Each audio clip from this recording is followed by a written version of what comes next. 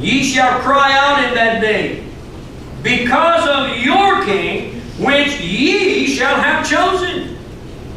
God said you're going to reap what you sow. God's not going to listen. It's kind of like this thing. The kid's acting up at the house. And Mama says when Daddy comes home, you get it. You get it. I'm telling you, when Daddy comes home, you get it. You're going to forget by the time Daddy comes home. When Daddy comes home, Mama says, hey, this one didn't listen to me today. When Daddy grabs you by the hand and takes you in the bedroom, don't expect Mama to bail you out. And Mama, if you bail them out, you need to be second in line, I guarantee you. Daddy ought to whoop you too. I'm serious. I used to come home and Mama would tell me, hey, they need it. Don't kill them. Get out of my way. I'm going to do what I believe is necessary. And I corrected them like they needed to be corrected. I believe I did. And, a couple of days later, they was able to walk. Look at verse 19. Nevertheless, the people refused to obey the voice of Samuel. Why do people do that? Why do people call the preacher or come over, preacher, I need your advice on something? Well, my advice is if you get involved in this, you get yourself in trouble. Well, I'm going to do it anyway. Well, then why do you even ask? You know, it's kind of like the thing that the Bible says, it's better not to make a vow and to give to it than it is to make a vow and not give to it. It's better for you just to go do what you feel like doing rather than asking me first. Because I don't want to feel like I'm an accomplice to your crime. Amen. I told them not to do it. I don't want to have to testify at your trial. So I told that girl on the jury, we were walking back from meeting, we were headed back to the courtroom, and she was calling me the Reverend No Good, and I was calling her the toilet paper lady, that criminal mischief with her toilet paper in the yard like that. She was smoking a cigarette. She took the cigarette and flicked it in the courtyard at the courthouse. She flicked. I said, "Nah, you're gonna burn down the courthouse. You're gonna start a fire. The courthouse is gonna burn down, and they're gonna arrest you, and they're gonna arrest me as accomplice to the crime because I was walking with you." She looked at me. She said, "Well, don't feel too bad. They're gonna arrest all of them too." Because we was all walking with her. And we had some fun with that. But you know what? It's like, look, I don't want to be an accomplice to your crime. I don't want to be accused in it. So if you're going to do something stupid, don't come and let me know. Amen? Just go do it and I'll find out about it later. Well, no, don't go there. Don't listen to me. Don't go do it. I'm just telling you, if you're going to do something, then don't even let me know. And they said, "Nay, but we will have a king over us, Samuel,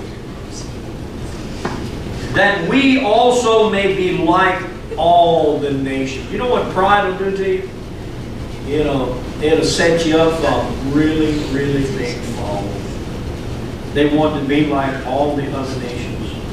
And that our king may judge us and go out before us and fight our battles. These people, it's kind of like this thing.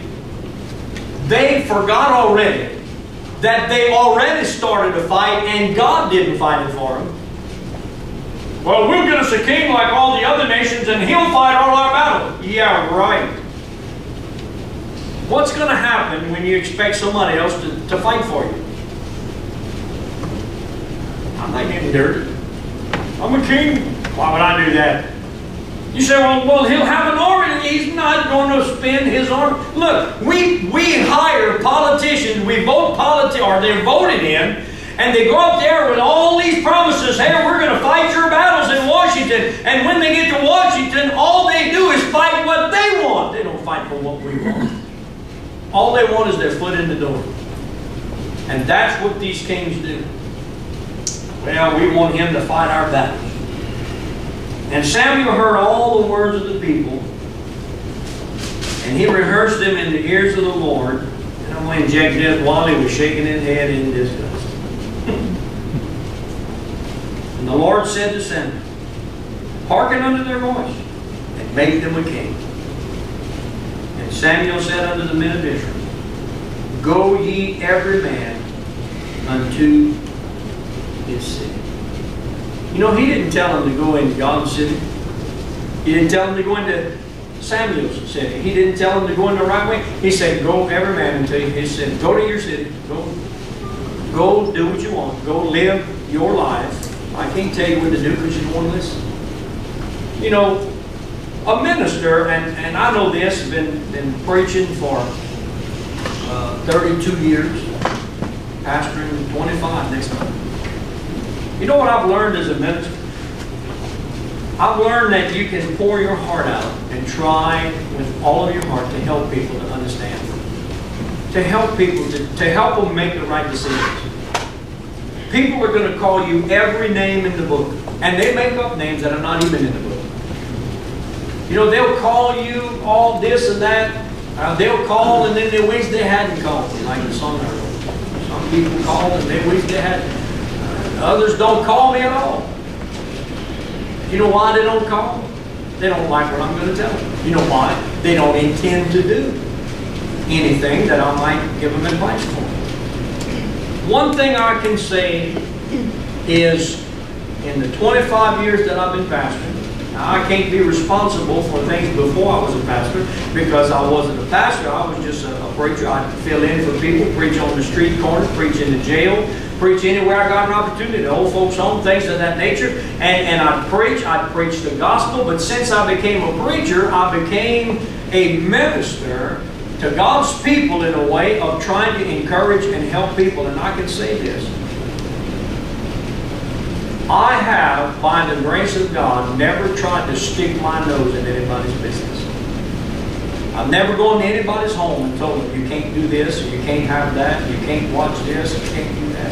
I have not done that. By the grace of God, I've kept my mouth shut.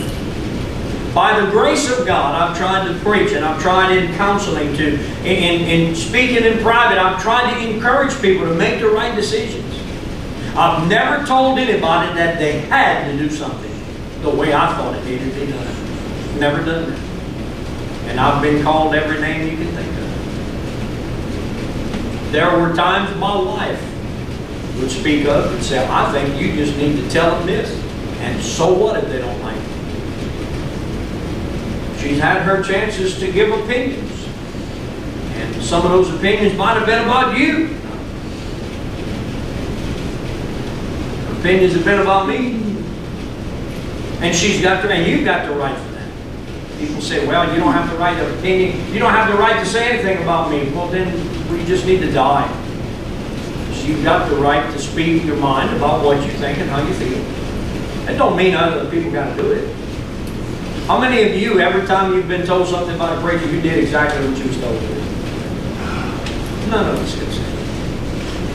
What we can say is, we've listened to it and we've either taken it as good advice and used it to help in our decisions, or we've taken it, exited out, thrown it in file 13 and said, I'm doing what I want anyway. Every decision you've made, you've either done the right thing or the wrong thing. There's no, well, you know, it's kind of like in between. I was half right and half wrong. How can you be half right and half wrong? The only thing I could say about the human body is half right and it's half left. So, do about it. But it all has to work together. So in what we see with these people is their decision-making process. Why did they do it? Because I believe that they weren't where they needed to be. And oftentimes when we make those choices where we want what we want and we don't care what anybody has to say, we don't care what Samuel had to say, and we don't care what God had to say. That's what they were saying. God said, just let them know. Let them know what they're facing, and that when it comes home, that they can only blame themselves. We can't blame the church if our children don't live for Jesus. Look at what Samuel's kid did. Samuel was a great man of God. Many men in the Bible had children that were rebellious. Many preachers I know had children that were rebellious. I don't really know any preacher that didn't have any rebellious children at all. I don't know any. Every preacher I talk to, pray for my kids, man, they ain't church, they ain't doing right, some's in prison, whatever, what you gonna do? And what are you gonna say? It's like, golly. The reason it's like that is the devil hates us and he's trying to destroy everything we stand for. And he'll do it. When we stand up and say, well, we're going to be like everybody else in town. The Bible tells us we need to be peculiar people. We need to be different than everybody else. We don't need to be like everybody else. Everybody, all the girls want to dress the same way. And you know what? All of the girls at one time in their life wanted to dress and be like Hannah Montana. And guess what happened? They all stood up, dressed exactly like Hannah Montana, and they said, I'm different. Different than who? You dress like everybody else in the world. You know, and that's what's happening. We make ourselves, you know, every Elvis impersonator, or whatever impressions, or whatever, you know what I'm talking about. Everybody that ever dressed up like Elvis said, I'm just like Elvis, but I'm different. And that's what they want. They can have 1,000 of them. Thank God he left the building. Thank God he left the world. So let's not be like them. Let's remember.